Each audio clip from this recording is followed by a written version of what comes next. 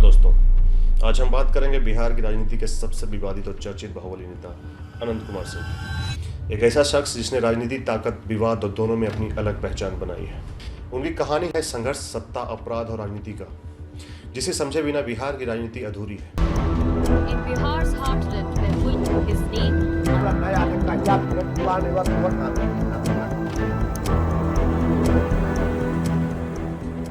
बिहार की राजनीति में अनंत कुमार सिंह अपनी बाहुबली छवि के लिए बहुत प्रसिद्ध है। वो मोकामा के 4 बार विधायक रह चुके हैं और अपने इलाके में भारी असर रखने वाले नेता माने जाते हैं। उनका नाम सुनते ही लोगों के दिमाग में एक ऐसा नेता आता है जो अपनी ताकत और दबंगई से इलाके में अपना वर्चस्व कायम करता है। अनंत सिंह का एक स्थानीय प्रभाव बेहद गहरा है, क्योंकि उन्होंने अपने इलाकों में जनता को सुरक्षा और अधिकार दिलाने का दावा किया है। हालांकि उनकी राजनीति विवादों से घिरी रही है। उनके नाम हत्या, रंगदारी, हथियार के अवैध धंधे और अन्य गंभीर आपराधिक मामलों के साथ जुड़ा हुआ है। नतीजतन उनकी छवि बिहार में डर और सम्मान दोनों के बीच संतुलन बनाती है। जमीनी राजनीति में उनकी पकड़ इतनी मजबूत है कि कई बार जेल में होने के बावजूद चुनाव जीतते रहे। इसका कारण उनके इलाके में व्यापक जन समर्थन और जातीय समीकरणों का ठीक ठाक संतुलन है। खासकर भूमिहार समाज में उनकी पकड़ बहुत मजबूत है, जो राजनीतिक समीकरणों में अहम भूमिका निभाती है। बिहार की राजनीति में बाहुबली के तौर पर पहचान बनाने वाले लीडर अनंत सिंह का जीवन उतार चढ़ाव से भरा रहा है। एक समय ऐसा था जब उनका मन दुनियादारी से हटकर पूजा पाठ में लगने लगा था, लेकिन एक घटना ने उन्हें वैराग से हिंसा के रास्ते पे लाकर खड़ा कर दिया। दिन 5 जनवरी 1967 को पटना जिला के बाढ़ कस्बे के पास नदमा गांव में जन्मे अनंत सिंह 4 भाइयों में सबसे छोटे थे। उनका मन बचपन से ही पढ़ाई लिखाई में नहीं लगता था, इसलिए 4वीं कक्षा के बाद उन्होंने स्कूल छोड़ दिया। उनका झुकाव धर्म और अध्यात्म की ओर था, जिसके चलते मात्र 9 साल की उम्र में उन्होंने घर छोड़ दिया। मीडिया रिपोर्ट के अनुसार वो हरिद्वार चले गए और साधुओं के बीच रहकर उनकी सेवा और पूजा पाठ में लीन रहने लगे। लेकिन बैराग का यह मोह जल्द ही भंग हो गया। एक दिन साधुओं के बीच हुए हिंसक झगड़े को देखकर अनंत दंग रह गए। उन्हें लगा कि जहां बैराग है वहां कभी भी हिंसा और कलह नहीं हो सकती। इस घटना से निराश होकर उन्होंने सन्यासी जीवन त्याग दिया और वापस अपने गांव लौट आए। देखिए, अनंत सिंह के कुल 4 भाई थे। उनमें से सबसे बड़े भाई दिलीप सिंह थे, जो पहले से ही राजनीतिक रूप से सक्रिय थे और मोकामा विधानसभा सीट से विधायक रह चुके थे। अनंत सिंह की कहानी उनके बड़े भाई दिलीप सिंह के बिना अधूरी है। दिलीप सिंह, जिन्हें इलाके में बड़े सरकार के नाम से जाना जाता था। अनंत सिंह ने बाहुबल और राजनीति की शुरुआत भी अपने भाई दिलीप सिंह से ही सीखा था। दिलीप सिंह न सिर्फ अनंत सिंह के बड़े भाई थे, बल्कि उनके लिए अपराध और सत्ता की दुनिया का पहला दरवाजा भी थे। बिल्कुल, अगर हमारी सरकार नहीं बनी तो पास वाले हजाम को बुला के मुंह मुड़वा लो।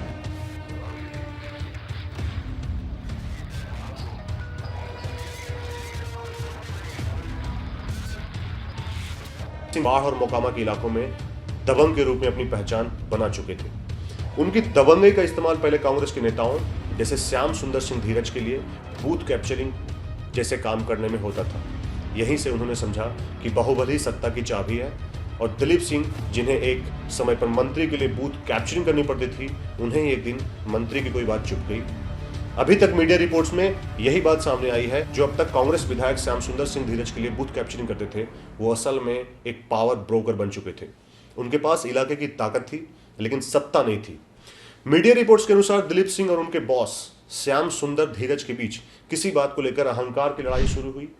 यह अक्सर तब होता है जब एक गुर्गा, यानी कि आपने जिसे पाला है, वो इतना ताकतवर हो जाता है कि अपने मालिक को चुनौती देने लगता है। शायद विधायक ने दिलीप सिंह की ताकत को कम आंका या उन्हें बड़ा राजनीतिक पद देने से मना कर दिया। यह बात दिलीप सिंह के अहंकार को चुभ गई। एक बाहुबली के लिए सम्मान और वर्चस्व सबसे बड़ी चीज होती है। उन्होंने फैसला किया अब किसी के लिए काम नहीं करेंगे, बल्कि खुद सत्ता पे कब्जा करेंगे। 1990 का विधानसभा चुनाव आ गया। दिलीप सिंह ने श्याम सुंदर धीरज के खिलाफ जनता दल के टिकट पर चुनाव लड़ने का फैसला किया, और जिस आदमी के लिए कभी बूथ कैप्चरिंग करते थे, उसी को उन्होंने मोकामा में करारी शिकस्त दी। यह जीत सिर्फ एक सीट की जीत नहीं थी, बस इस बात का ऐलान था कि बिहार की राजनीति में बाहुबलियों का दौर शुरू हो चुका है। दिलीप सिंह 1995 में भी विधायक बने, लालू यादव की सरकार में मंत्री भी बने। दिलीप सिंह भले ही विधायक और मंत्री बन गए हों, लेकिन इलाके में दबंगे का काम अनंत सिंह ही संभालते थे। सत्ता मिली तो उसे चलाने के लिए मजबूत हाथ चाहिए था, और वो हाथ अनंत सिंह थे। उनकी खूनी अदावत यहीं से शुरू हुई। भाई बिरंची सिंह की हत्या हुई तो बैरागी बन चुके अनंत सिंह, जो अभी भी गांव आए थे, उन्होंने बदला लेने को ठाना और अपराध की दुनिया में अपना पहला कदम रखा। एक दोपहर जब वो खाना खा रहे थे तभी उन्हें पता चला कि उनके बड़े भाई बिराजी सिंह को गांव के चौक पर ही गोली मारकर हत्या कर दी गई। अनंत सिंह का परिवार उस समय इलाके के बड़े जमींदारों में भी गिना जाता था। उस दौर में बिहार में माओवादी संगठनों का जमींदारों से संघर्ष चरम पे था। पूछताछ करने पे पता चला कि माओवादी संगठन के सरगना ने ही बिराजी सिंह की हत्या की है। अनंत सिंह आग बबूला हो गए और उन्होंने अपने भाई के हत्यारे से बदला लेने की ठानी। लेखक राजेश सिंह की एक बुक है जिसमें उन्होंने बाहुबलीज ऑफ इंडियन पॉलिटिक्स में लिखते हैं कि परिवार ने अनंत को पुलिस पर भरोसा रखने को कहा था, लेकिन महीनों बीत जाने के बाद भी जब पुलिस ने कोई कार्रवाई नहीं की तो अनंत ने खुद इंसाफ करने का फैसला कर लिया। एक मुखबिर से सूचना मिलते ही अनंत सिंह अपने भाई के हत्यारे को ठिकाने लगाने के लिए तुरंत निकल पड़े। उनके साथी ने हथियार ना होने और नदी पार करना मुश्किल होने की बात कही, लेकिन बदले की धुन सवार अनंत ने गंगा नदी में छलांग लगा दी। घंटों तैरने के बाद भी वो नदी पार कर जंगल में पहुंचे जहां उनका सामना हत्यारे से होता है। उनके पास कोई हथियार नहीं था, लेकिन उन्होंने पत्थर उठाया। उन्होंने पत्थर से हमला कर हत्यारे को पहले बेहोश किया और एक बड़े पत्थर से उनका सिर कुचलकर मार डाला। खून से सने हाथों के साथ नदी पार कर अनंत सिंह वापस अपने गांव नदवा लौटे। भाई की हत्या का यह प्रतिशोध ही उनका पहला कदम था, जिसने एक बैरागी बालक को बाहुबल की दुनिया में धकेल दिया था। 80 और 90 के दशक में बाढ़ का इलाका दिलीप सिंह और अनंत सिंह के बाहुबल के साये में रहा, लेकिन 2000 आते आते मोकामा की राजनीति में एक नया किरदार उभरा जिसने दिलीप सिंह को हरा दिया। नाम था सूरजभान सिंह। सूरजभान सिंह ने जब दिलीप सिंह को हराया तो अनंत सिंह के लिए सिर्फ एक राजनीतिक हार नहीं बल्कि अपने कुनबे की प्रतिष्ठा पर चोट थी। बदला लेने का यही जुनून उन्हें 2005 में सक्रिय राजनीति में ले आया, लेकिन उनकी एंट्री ऐसे समय में हुई जब बिहार में एक बड़े बदलाव की लहर चल रही थी। यह लहर थी नीतीश कुमार की, जो लालू राज के जंगल राज को खत्म कर सुशासन का वादा कर रहे थे। सवाल था सुशासन का नारा देने वाले नीतीश कुमार क्या बाहुबली अनंत सिंह को अपनी पार्टी जेडीयू में लेंगे? और यहीं से शुरू होती है बिहार की राजनीति का सबसे कॉम्प्लिकेटेड और कॉन्ट्राडिक्टरी दोस्ती की कहानी। नीतीश कुमार को बिहार में वर्चस्व स्थापित करने की दो चीजों की जरूरत थी, एक जातीय समीकरण और दूसरा वोटों की गारंटी। देखिए 2005 का चुनाव बिहार के लिए निर्णायक था। लालू यादव की पार्टी मजबूत थी। नीतीश कुमार को सत्ता तक पहुंचने के लिए वोट बैंक की जरूरत थी, खासकर सवर्णों की, यानी भूमिहारों के एक बड़े हिस्सेदारी की। अनंत सिंह उस समय मोकामा और टाल क्षेत्र में भूमिहारों का सर्वमान चेहरा बन चुके थे। किसी को पता था कि अगर मोकामा से सूरजभान को हराना है तो सिर्फ अनंत सिंह का बाहुबल और जातिगत आधार ही काम आएगा। पहली बार जब अनंत सिंह नीतीश कुमार से मिले तो वह पूर्ण विनम्रता के साथ आए। उस समय नीतीश कुमार ने उनसे एक ही शर्त रखी थी कि बाढ़ और मोकामा में सिर्फ सुशासन चलेगा, जंगल राज नहीं। अनंत सिंह ने नीतीश कुमार का यह प्रस्ताव स्वीकार कर लिया। उनके लिए मौका था अपराध की दुनिया से निकलकर राजनीतिक वैधता हासिल करना। 2005 में उन्होंने जेडीयू के टिकट पर सूरजभान सिंह के सहयोगी को हराकर मोकामा सीट जीत ली। इस जीत के बाद अनंत सिंह ने नीतीश कुमार के प्रति अपनी वफादारी दिखाने का कोई मौका नहीं छोड़ा। एक बार उन्होंने सार्वजनिक रूप से चांदी के सिक्कों से नीतीश कुमार को तौलकर सम्मानित किया। यह सिर्फ सम्मान नहीं था, यह राजनीतिक संदेश था कि छोटे सरकार ने सुशासन बाबू की अधीनता स्वीकार कर ली है। मोकामा के लोगों ने इस गठजोड़ को स्वीकार किया और 2005 से 2015 तक अनंत सिंह लगातार 3 बार जेडीयू के विधायक बने रहे। एक तरफ नीतीश कुमार विकास पुरुष बने तो दूसरी तरफ अनंत सिंह अपने क्षेत्र में छोटे सरकार बनकर सत्ता के करीबी रहे। रात की दुनिया से आया शख्स कब तक शांत बैठ सकता था। 2015 आते आते सुशासन और बाहुबल का नाजुक गठबंधन टूटने लगा था। ऐसा क्या हुआ कि छोटे सरकार ने सुशासन बाबू के खिलाफ बगावत कर दी। कट टू ब्लैक 2005 से 15 तक अनंत सिंह जेडीयू के टिकट पर लगातार विधायक रहे। उन्होंने नीतीश कुमार के सुशासन को अपने बाहुबल से संरक्षण दिया और नीतीश कुमार ने उन्हें राजनीतिक वैधता, लेकिन 2015 आते आते यह नाजुक संतुलन टूटने लगा। अनबन की शुरुआत एक क्रूर घटना से हुई। 2015 के चुनाव से ठीक पहले बाढ़ क्षेत्र में एक भयानक घटना हुई जिसने सुशासन के दावों पर सवाल खड़े कर दिए। पुट्टूस यादव नाम के एक युवक जो कि यादव समुदाय से आते थे, उनके एक साथी की अत्यंत क्रूरता से हत्या कर दी गई थी। आरोप लगा कि अनंत सिंह के गुर्गे ने पुट्टूस यादव का अपहरण किया। इसके बाद पुट्टूस को एक सुनसान जगह पर ले जाया गया और उन्हें बुरी तरह से पीटा गया और फिर अमानवीय तरीके से उनकी हत्या कर दी गई। शवों को विकृत कर दिया गया। इस हत्याकांड ने बिहार में जातीय राजनीति को गरमा दिया। यादव समाज से आने वाले पुट्टूस की हत्या का आरोप सीधे सीधे अनंत सिंह पर लगा। यही वो समय था जब नीतीश कुमार लालू यादव के साथ मिलकर महागठबंधन बना रहे थे। लालू यादव ने इसे जंगल राज की वापसी का डर बताकर इस मुद्दे को राजनीतिक हथियार बना लिया। उन्होंने नीतीश कुमार पर दबाव डाला कि अपराध से कोई समझौता न करें और अनंत सिंह पर सख्त कार्रवाई करें।